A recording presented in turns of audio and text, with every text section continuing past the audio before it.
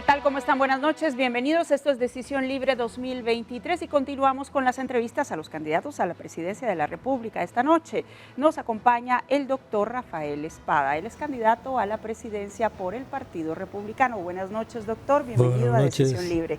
Encantado de estar con ustedes. Gracias. Y para realizar esta entrevista nos acompaña el periodista Otto Ángel. Buenas noches, Otto. Buenas noches, Alejandra. Buenas noches a ustedes que nos acompañan en Decisión Libre. De aquí o de esta fecha hasta la mitad de junio vamos a seguir conversando exclusivamente con candidatos presidenciales y luego ya entraremos en otras dinámicas de cara a una elección a la que estamos a 5 semanas de que los guatemaltecos puedan decidir en las urnas sobre quién va a ser el presidente de la República, la renovación del Congreso y de las 340 corporaciones municipales. Así que pendientes de toda nuestra cobertura en las diferentes plataformas. Vamos a dar inicio entonces a la entrevista de esta noche.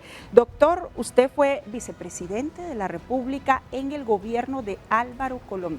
¿Cuáles son los errores que usted considera que se cometieron y que por supuesto usted no repetiría si llega a la presidencia de la República? Bueno, muy buenas noches a todos. Gracias por estar aquí, por invitarme. Disculpen que soy un poquito ronco, pero he estado hablando mucho en las últimas 2 o 3 semanas. Gajes de la campaña. Así es que yo siempre tengo un poquito de tono ronco, pero él está peor.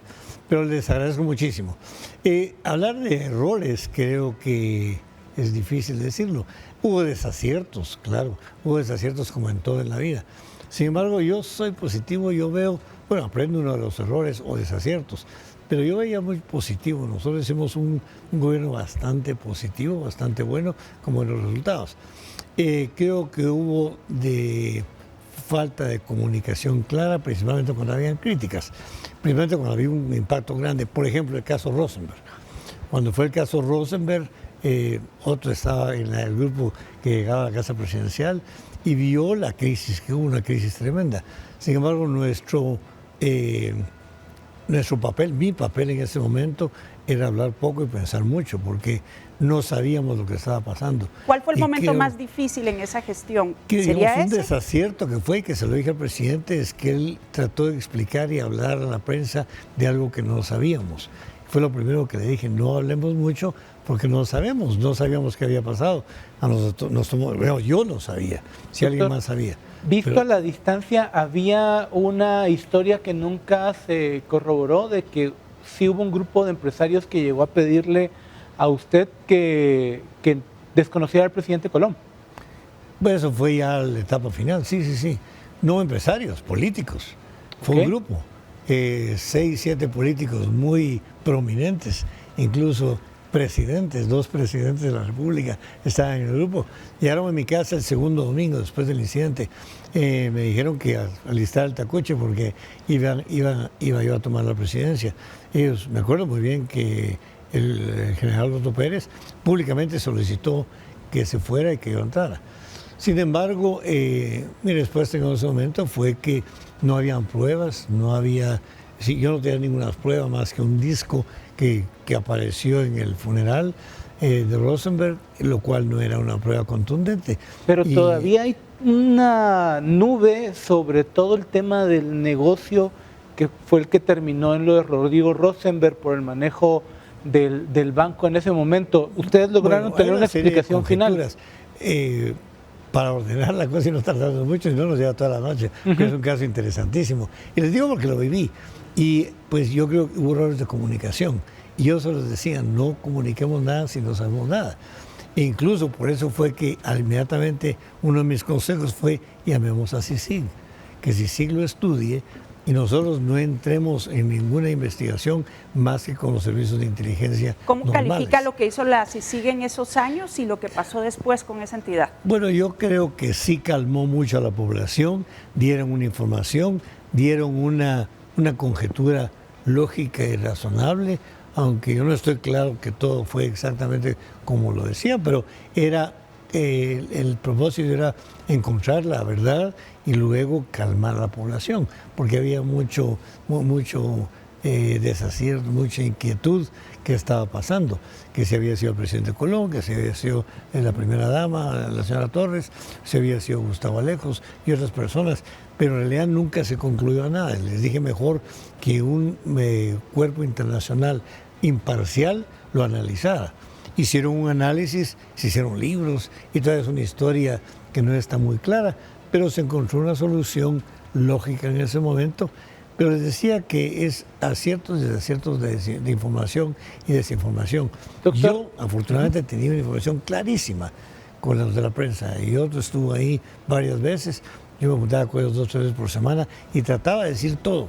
A veces me regañaba porque contaba más de lo que debía, pero yo siempre era muy abierto.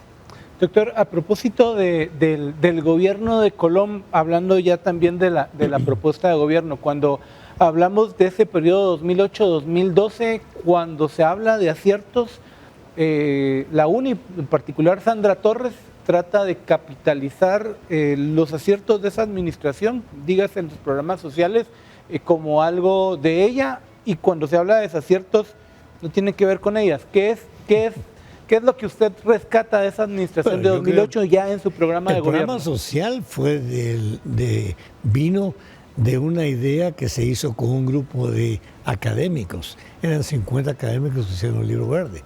El libro verde contenía toda la trayectoria y la visión social. Y en esa época había un descubrimiento. Todos los países de América Latina, que tenían pobreza como nosotros, que tenían inequidad como la nuestra, como eran Colombia, Brasil, Bolivia, Paraguay, comenzaron a hacer programas sociales. Sé que no fue que nos la inventamos, la copiamos de Colombia y Brasil.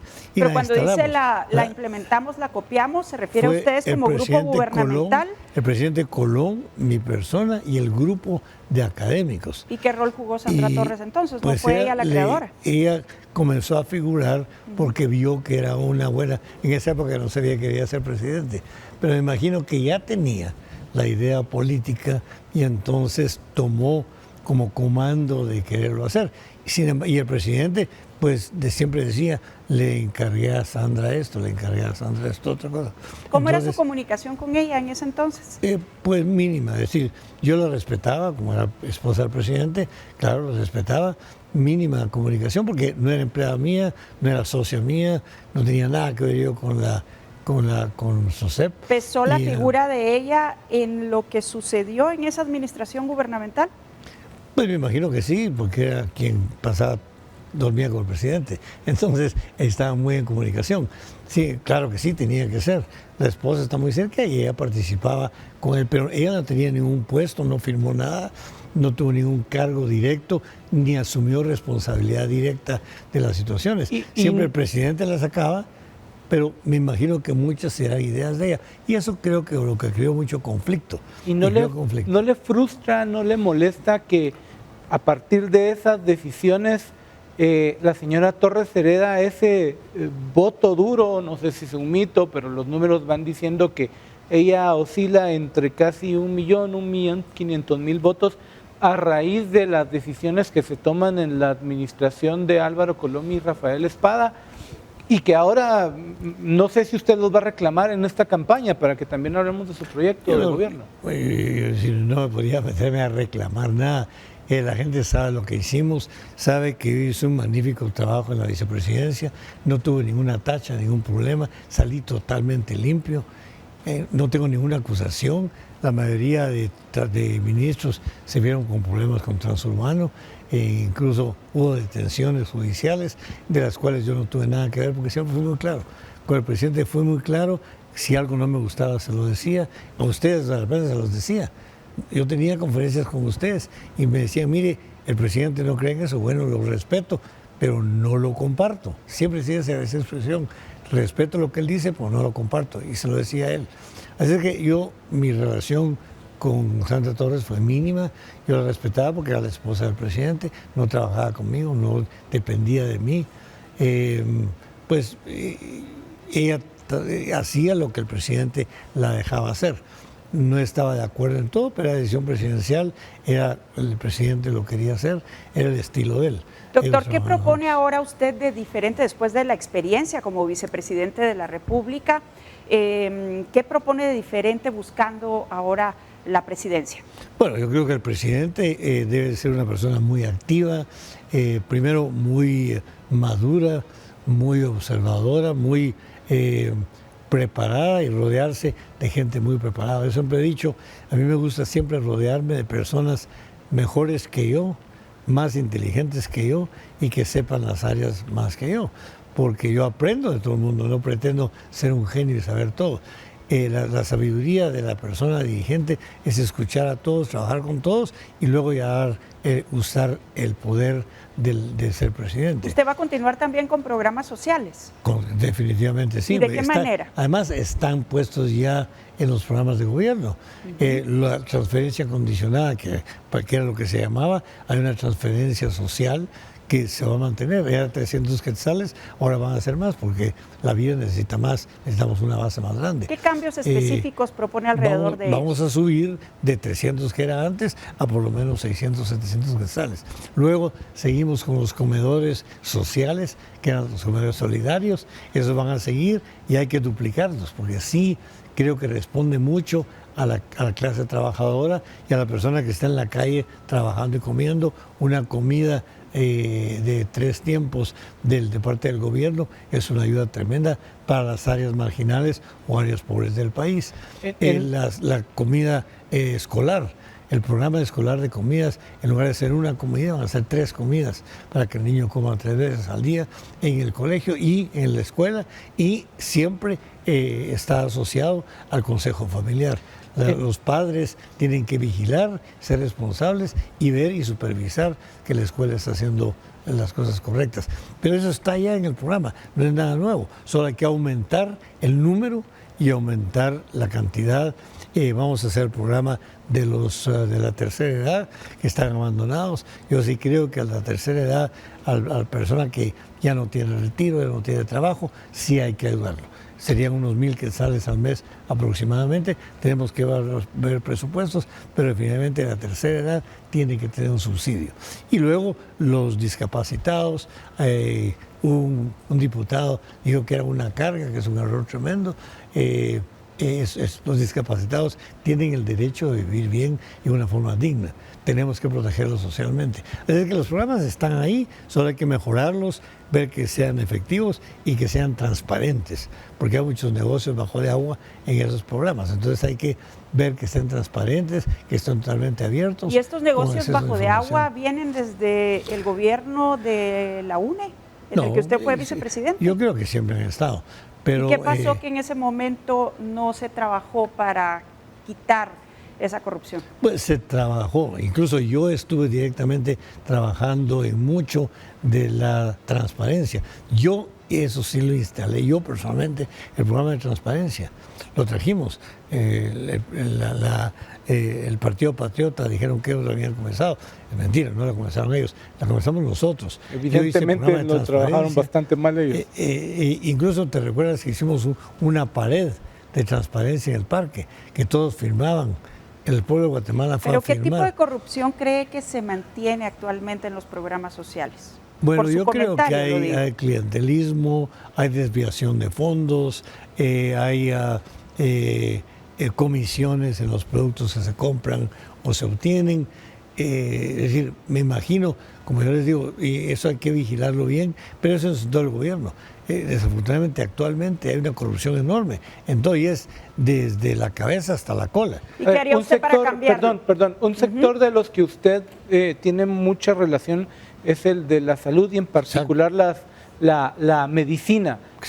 Hay una sensación, muchas veces sustentada, de que el precio de las medicinas en Guatemala es mucho más alto que en el resto de la región, y que el negocio de la medicina en particular es bastante oneroso para el Estado de Guatemala. ¿Cómo atajarlo para que podamos aterrizarlo? El negocio de la medicina, primero, hay monopolios tremendos y oligopolios tremendos, y que son las farmacéuticas, pagan mucho a las campañas. Entonces los presidentes no le dan competencia a las medicinas. Hay que abrir la competencia, hay que rebajar el costo de los registros. Los registros son caros y largos, excepto los que tienen cuello, son cortísimos y baratos. Entonces tenemos que regir los registros, tenemos que abrir la competencia, traer medicinas de la misma calidad y bajarle el precio, como en toda América Latina. Doctor, me llama la atención que acaba de decir que las farmacéuticas han pagado campañas políticas. ¿Sí? ¿Eso sucedió en el gobierno de ustedes? Ha sucedido en todos los gobiernos. Sí, y sigue sucediendo ahora. Me imagino. Yo no recibo dinero de ellos. ¿Cómo pero, aprecia el crecimiento de esta figura que es Gustavo Alejos, que aparece como secretario privado del presidente Colom, que financia la campaña de Colom, pero después se traslada a financiar la de Otto Pérez y por ahí han brincado otros más y hoy, independientemente que sufre varios procesos judiciales, pareciera ser uno de los grandes electores de estos mismos que usted menciona? Posiblemente, sí. Él es una persona muy simpática, muy entradora, con buenas conexiones y sí, se ha mantenido bien conectado por todos lados.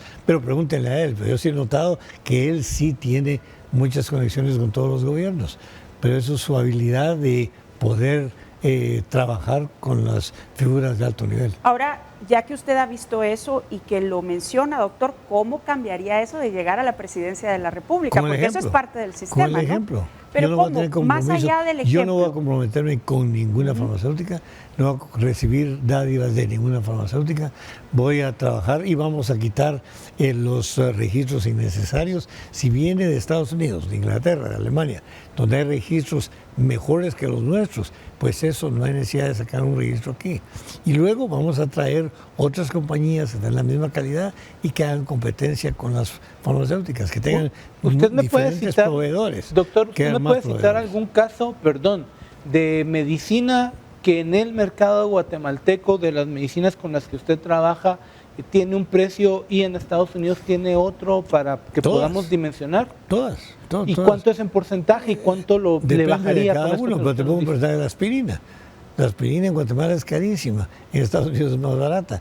Y no voy a decir la marca ni la casa farmacéutica porque no es correcto decirlo en la televisión, pero la aspirina es una pastilla baratísima y en Guatemala es carísima. Yo las traigo de Estados Unidos porque las consigo en una farmacia baratísimas y me tomo aspirina como cualquier otro paciente después de 50 años de que tomar la aspirina diaria. Pero digo esto porque el costo de la aspirina es baratísima. Es decir, será 2, 3 centavos para ellos.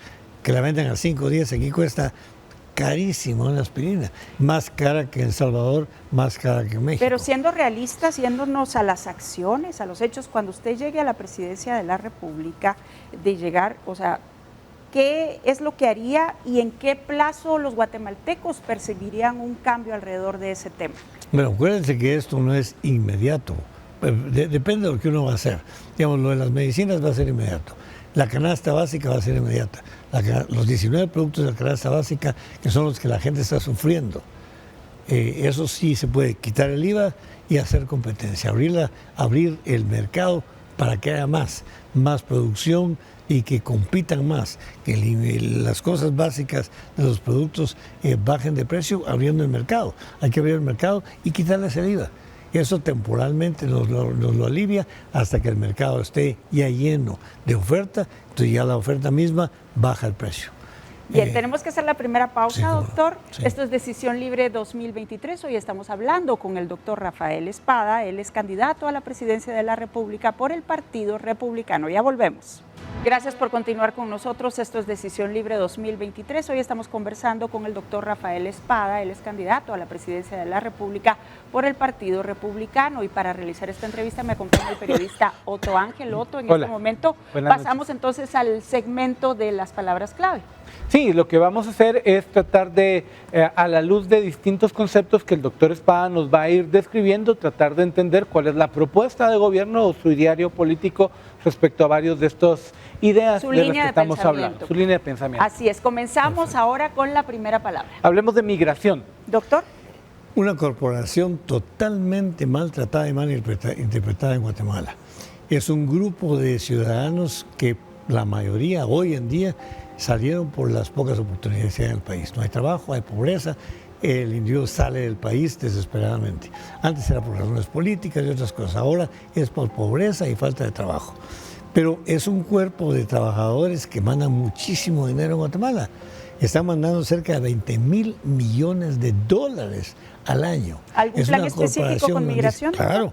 Entonces, esta gente con ese dinero son unos socios para cualquier banco, para cualquier compañía, pero hay que guiarlos. Actualmente mandan dinero, son para consumo y el dinero se va. ¿Sí? Como es dinero que viene rápido, se va rápido. Pero hay que ayudarlos primero voy a hacer directamente una viceministerio en el Ministerio en Relaciones Exteriores. Necesitamos un viceministerio de migrante. Vamos a crear un banco del migrante para que el dinero que ellos manden no sea castigado en la transacción del cambio. El cambio debería ser igual que en cualquier banco, no debo cargarles nada. Y el cargo por el traslado mínimo. Actualmente son 50 centavos por cada dólar. Nos va a contar más adelante, doctor. Vamos a ir a la siguiente palabra, democracia. Bueno, es un término muy discutido y muy de moda. Sin embargo, democracia lo que es la práctica de escuchar y hacer lo que la mayoría van a ser beneficiados. Hablemos lo que hace ahora que la mayoría tenga bienestar y que sea aceptado por la mayoría. Tal vez le pido que seamos un poquito más certeros para que podamos abarcar más. Hablemos ahora del Congreso, doctor.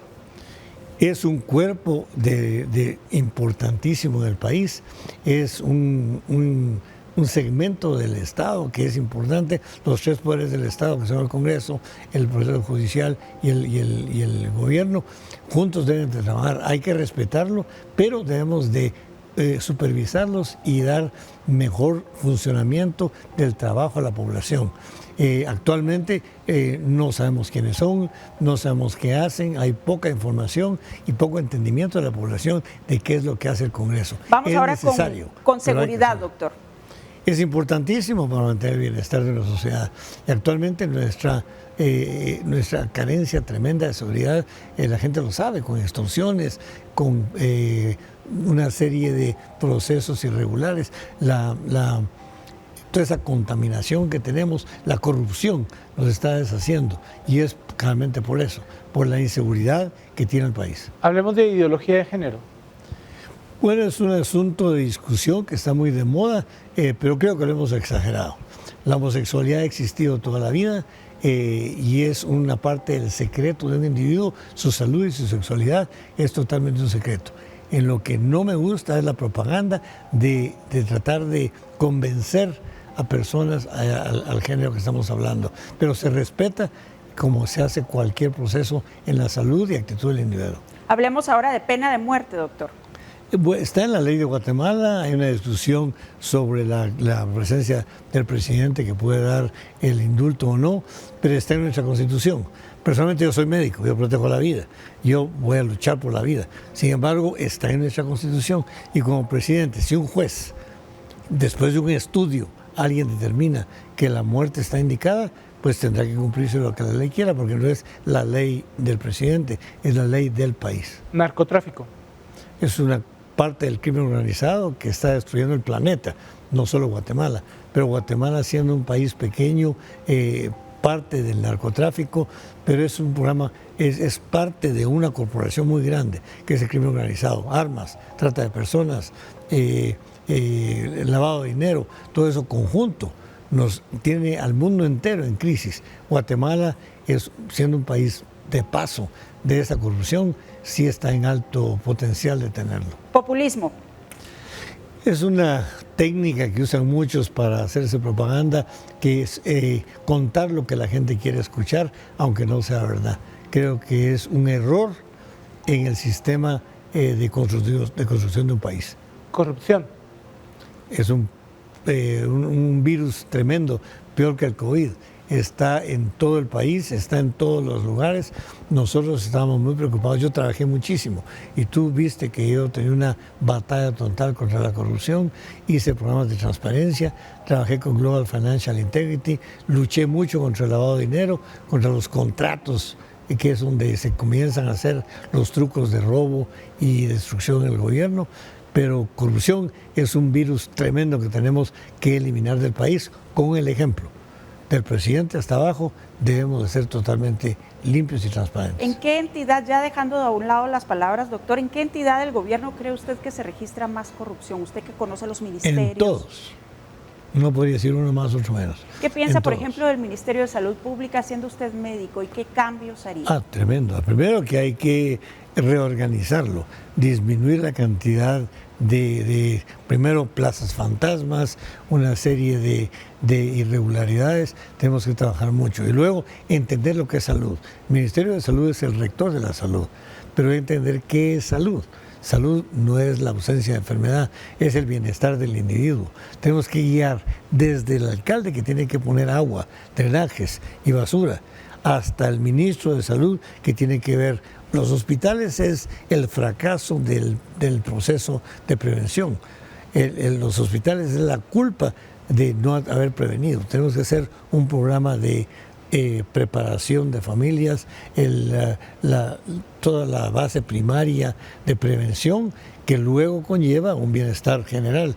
Y cuando haya enfermedades, pues tener centros de desarrollo.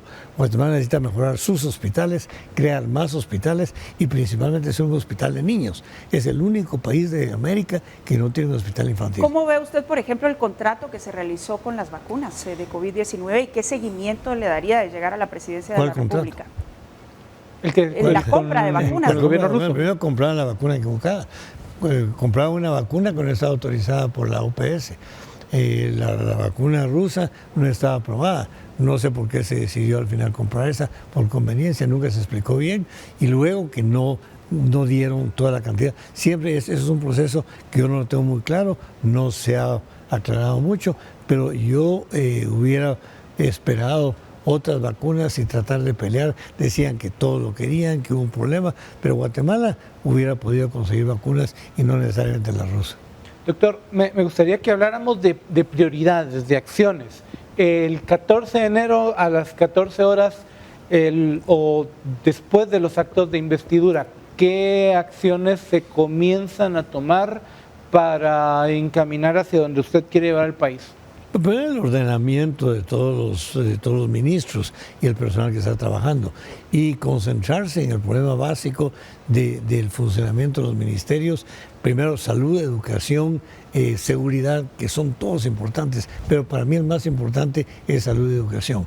Pero claro, no vamos a descuidar ninguno. Seguridad. Pero la primera acción es dar el ejemplo y hablar con todos los ministros, que vamos a trabajar conjuntamente, que vamos a trabajar en pro del país y que no voy a permitir ningún acto de corrupción en nuestro gobierno. No vamos a poner a ninguno porque es mi amigo, porque es mi familiar, porque es mi cuate, porque me cae bien.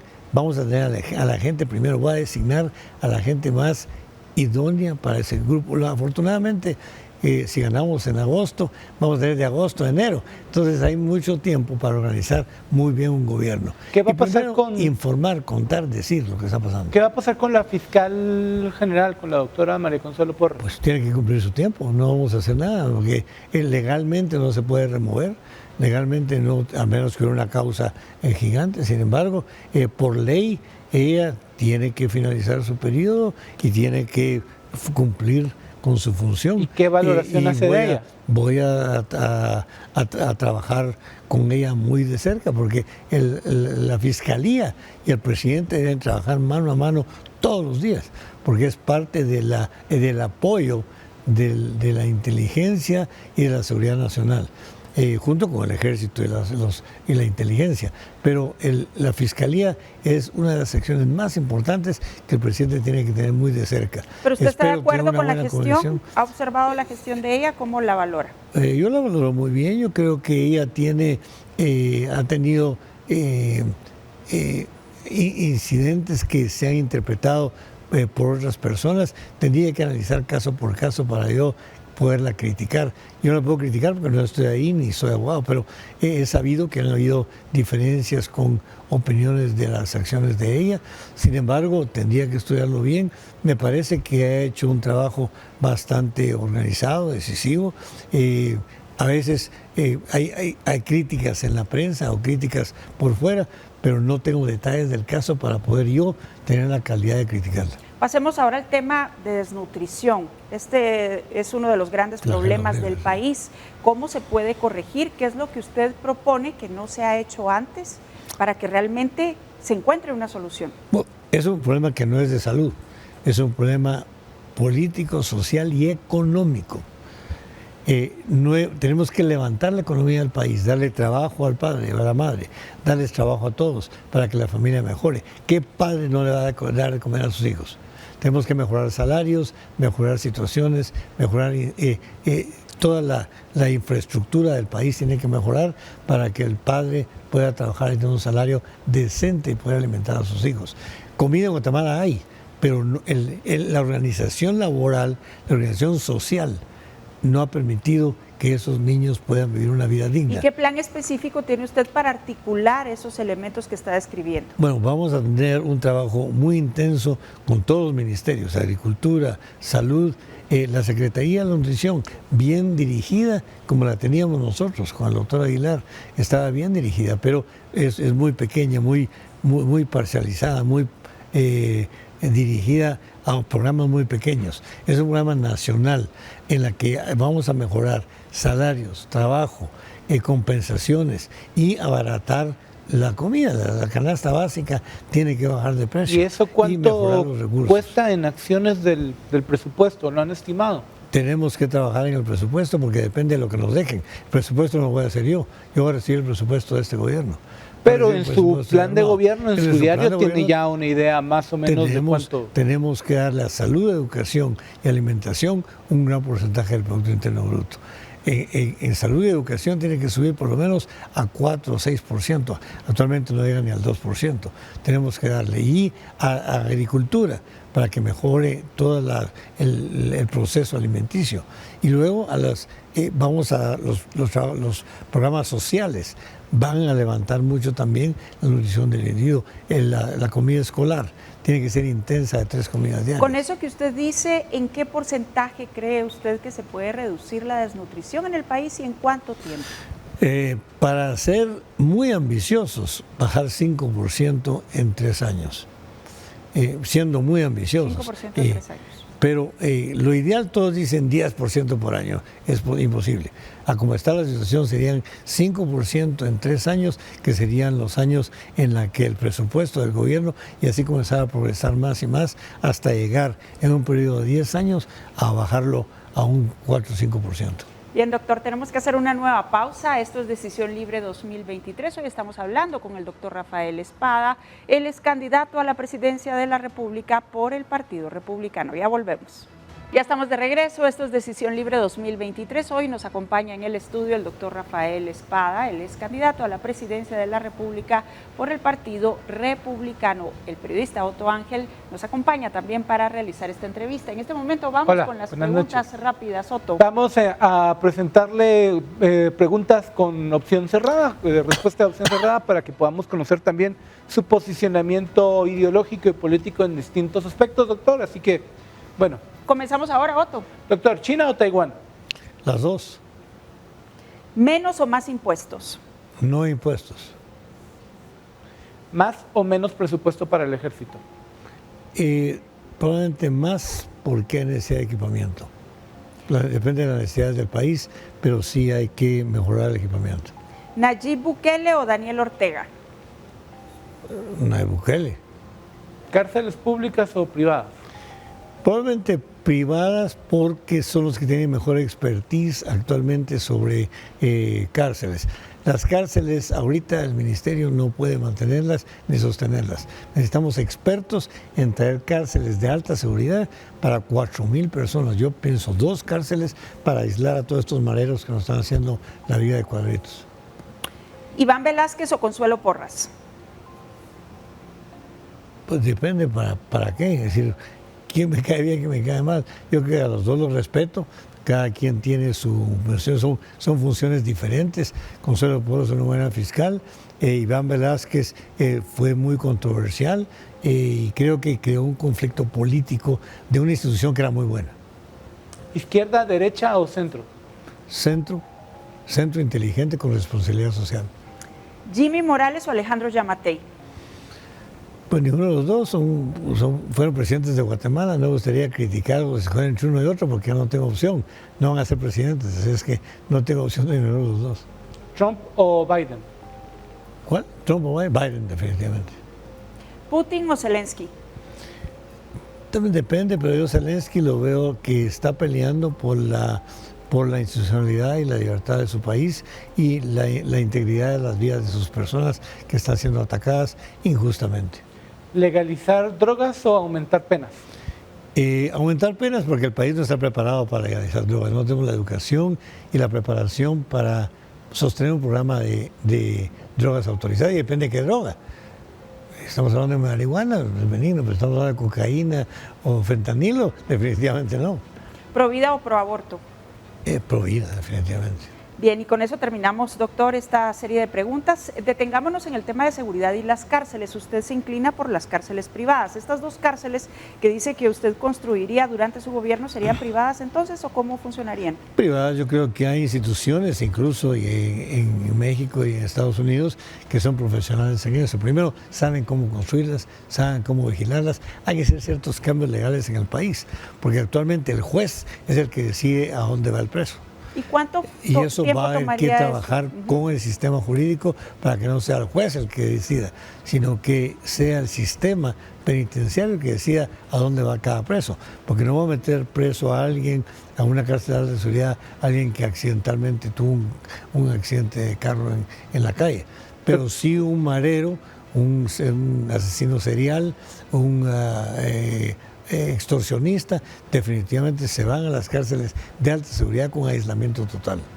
Y creo que Guatemala no tenemos mucho expertaje en eso. Yo prefiero que alguien que lo sepa hacer y que lo tenga.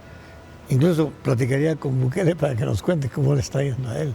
Doctor, hablemos de infraestructura pública. Regularmente va ligada al tema de corrupción, pero dejémoslo por un lado. ¿Dónde debería ir la inversión del gobierno de Rafael Espada en carreteras, en puertos? ¿Dónde le identifican de manera prioritaria? En todo, es decir, bueno, carreteras definitivamente. Pienso hacer... ¿En cuáles, mejor dicho? Yo pienso hacer, primero hay que hacer carreteras. No hay carreteras en Guatemala, hay caminos asfaltados. No hay carreteras ni autopistas, no tienen seguridad, no tienen señalización, no tienen luz, no tienen seguridad policíaca, no tienen nada.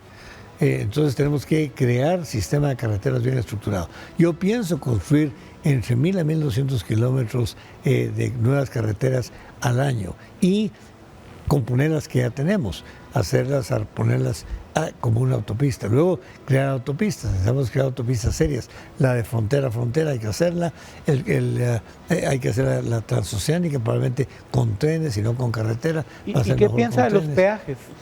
Yo creo que hay que ponerlo porque soluciona el mantenimiento. Creo que no cobrar peaje es que el gobierno tome no solo el mantenimiento, sino la creación de más carreteras. Si se cobra peaje, la gente lo paga bien. Yo siempre veía que sí lo pagaban. Y ese dinero, en lugar de irse todo a la compañía, se le da un porcentaje a la compañía y el resto es para más carreteras, para mantenimiento y creación de nuevos sistemas. ¿Qué piensa de lo que está pasando, por ejemplo, ahora con la autopista Palín-Escuintla? Pues no sé porque no lo he visto, pero yo creo que fue mala idea dejarlo libre sin peaje. Hay que poner un peaje y creo que el gobierno podría cobrar el peaje o sacar oferta a la carretera. Hay compañías que podrían hacerlas y que no se les diera tanto porcentaje de propiedad. Yo les daría un 20-30% de ganancia y el resto que sea para el mantenimiento, pero para nuevas carreteras. Pero hay que hacerlo bien hecho, planificado responsablemente, con una idea corporativa de crecimiento económico. Antes de pasar a la firma del documento, doctor, rápidamente, ¿cómo trabajaría con los grupos sociales? Por ejemplo, con Codeca, con los maestros, con Joviel Acevedo incluso. ¿Qué piensa de...? Dialogar, diálogo y conversación. Con Joviel me sentaría con él, yo lo conozco y estuvo con nosotros. Me extraña cómo convence a los presidentes amenazándolo. ¿Por qué cree que pasa eso? Porque le tienen miedo por las huelgas y los presidentes, me imagino, hay que preguntarle a los actuales que por ¿Qué haría usted para cambiar ese sistema? Un diálogo total con Joviel y darle a entender que está dañando la educación del país. La educación del país tiene 50 años de atraso. Tenemos que revolucionar no solo las escuelas y el sistema, sino a los mismos maestros. Los maestros tienen que entrenarse más, darles más dignificación, más empresariado. Los maestros pueden ser empresarios de la educación, pueden crear escuelas privadas, escuelas públicas, darles más responsabilidad y entrenarlos, no solo a enseñar, sino a administrar la educación. Dos cambios significativos en el tema de educación para el país en su gobierno. crear, primero, dignificar más al maestro, entrenar más al maestro, crear un sistema de educación de los mismos maestros que pueden hacer corporaciones ayudadas por el mismo sistema financiero del gobierno o de bancos privados. Y definitivamente les dije que iba a ser un sistema electrónico total en la que cualquier escuela va a estar conectada a Internet, un Internet universal pagado por el gobierno, no por el consumidor. Vamos a hablar con las telefónicas y que el gobierno tenga un Internet conectado a todo el país y que tengamos capacidad de comunicación. Y a cada niño darle una tablet y un teléfono. Yo les aseguro que un niño de 4 años, sin instrucciones, le da el teléfono y lo sabe manejar a los 3 días. ¿El gobierno les daría una tablet y un teléfono? Claro, sí, sí. Sí. Es obligación de nosotros. Y la relación con el Congreso, porque todo indica que no va a tener mayoría en el legislativo. Eso Nadie va a implica tener mayoría, también con dialogar. 30 partidos no va a haber mayoría. Pero es convencimiento, trabajo arduo y procesos políticos de transparencia. Lo tengo Bien. que detener porque ya se nos está terminando el tiempo. Doctora Alejandra le entregó un documento en el cual le pedimos que expresara su compromiso con el país para que lo pudiera escribir, y a modo de argumento final nos gustaría que se lo pudiera contar al pueblo de Guatemala, y si eventualmente el 26 de junio o el 21 de agosto en la segunda ronda pues le favorecen con el voto popular, la idea es que podamos publicarlo en Prensa Libre. Así que si nos ayuda contándonos qué escribió, cuál es su compromiso para poder ya comenzar a cerrar esta entrevista. Bueno, me gustaría, es una idea bastante, ¿Sí? bastante peculiar de ustedes. Pero aquí puse yo, Rafael Espada, me comprometo a ser el presidente del siglo XXI para poder construir la nueva Guatemala que todos anhelamos, construyendo un país con un Estado serio, transparente, dinámico, justo y equitativo, con educación, salud, alto nivel económico y ordenar la certeza jurídica, seguridad y bienestar con todos y por todos, siendo un foro de luz y progreso para América Latina. Bien, pues muchas gracias, doctor Espada, por acompañarnos esta noche. Le vamos a pedir, por favor, que en este momento ponga su firma ante nuestras cámaras. Si gusta, yo le comparto el lapicero en este momento. Magnífico.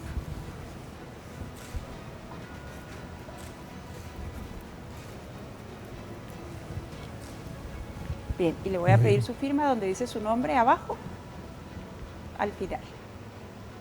Aquí. No, en la parte de abajo dice...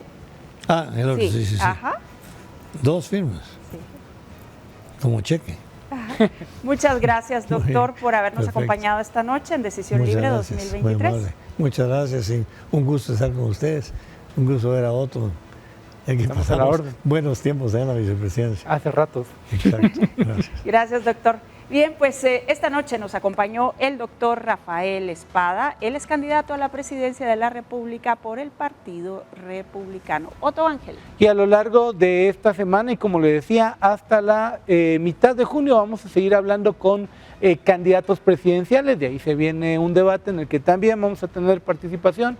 Luego otra tanda más de candidatos para ya en la última semana, en la previa para la elección. Vamos a tener mucho análisis, mucha discusión de lo que está pasando en este país y cómo llegamos a ese 25 de junio para que los guatemaltecos puedan votar con decisión libre.